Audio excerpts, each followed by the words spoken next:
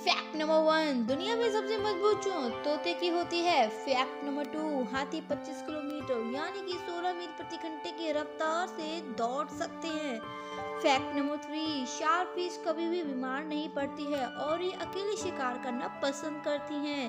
Fact number 4, लोमड़ी तेजी से दौड़ लगाने में माहिर होती है और ये 20 से 35 किलोमीटर प्रति घंटे की रफ्तार से दौड़ सकती हैं।